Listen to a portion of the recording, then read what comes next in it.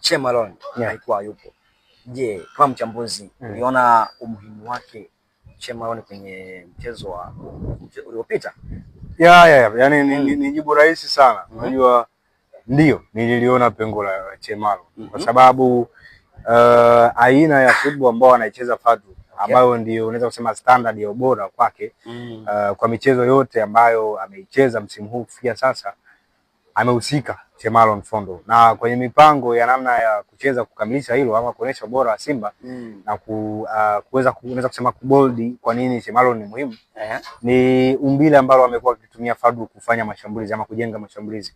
Imekuwa ni 2-2-5-1 kwa maana ya kwamba center backs wawili Abdrazaki Hamza pamoja na Che Malone, alafu viungo wawili Ngoma pamoja na Kagoma, alafu fullback wawili wanasogea juu kucheza katika advanced positions kwa maana ya Mohamed Hussein pamoja na Shomari Kapombe. Kwa kufanya hivyo, hii inawaruhusu Mpanzu pamoja na Kidenis kushambulia kwa kuanzia kwenye half spaces. Kwa maana hiyo ili litafanikishwa ama Mpanzu na Kibu kujikuta kwenye hayo mazingira ya kucheza katikati mwa uwanja zaidi inategemeana na Mohamed Hussein na Shomari Kapombe nafasi wanazochukua. Na ili Shomari na Kapombe wachukue hizo nafasi za eneo la juu, wanahitaji center backs wawili na viungo wawili ambao kwenye wale watu wanne wa nyuma kwenye kujenga mashambulizi kwenye phase ya kwanza wawe na uwezo mzuri wa kucover eneo kubwa la kiwanja, wawe na uwezo wa kudefend central channels lakini pia outside channels. Na kwenye hilo Che Malone ndipo umuhimu wake unakuja kuonekana. Ni mtu ambaye anacheza kama center back wakati upande wa kulia, lakini ana uwezo wa kustretch kwenda mpaka kwa right back kucover nafasi ambazo Kapombe anaziacha kwenye mashambulizi ambapo timu labda inakuwa countered kwenye transitions. Na ni kitu ambacho Simba walilazimika kubadili namna wanacheza kule Misri kwa sababu Che Malone hakuwepo. Lakini mtu aliyeingia kuchukua nafasi yake hayuko comfortable sana kucheza kwenye hilo jukumu. Pengine kukosa nafasi labda inawezekana. No. Sio shida kukosa nafasi. Shida ni profile. Unajua kwenye mpira wa kisasa unacheza na profile.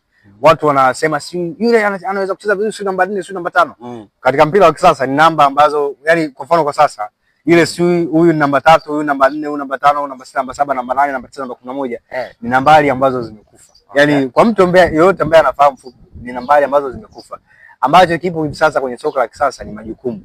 Yani wewe tunakuweka Nehemia ucheze center back wa katikati, lakini wakati game plan yetu inafanyika ama wakati sisi tunafanya mashambulizi, muda mwingi mtu ambaye anapaswa kufanya jukumu lako la awali la kuwa center back muda wote, full back na moja na viungo wakabaji wanacheza maeneo ambayo ni ya juu sana. Kwa hiyo ili wewe uweze kutimiza jukumu lako la center back wakati vizuri, ni lazima pia udrift mpaka kwenye eneo la full back. Kwa hiyo unajikuta huko unacheza kama full back center back, unajikuta kama unacheza labda kwa mfano upande wa kulia unajikuta kama right back center back, ama unajua ama center back vitu, yani stretch inakuwa ni kubwa sana. Kwa hiyo ili uweze kwa kifupi sana kwa kumalizia, ili uweze kuona hilo utagundua kwenye mchezo zidi ya Masri wa kwanza kwa sababu Chamu hayuko comfortable, hana kasi ya kutosha kucover eneo kubwa. Ilimlazimu Fadlu kumbakisha Mohamed Hussein kwenye ujengaji wa mashambulizi wa Simba. Badala ya kujenga na watu wanne kama ilivyozoeleka, akajenga na watu watano.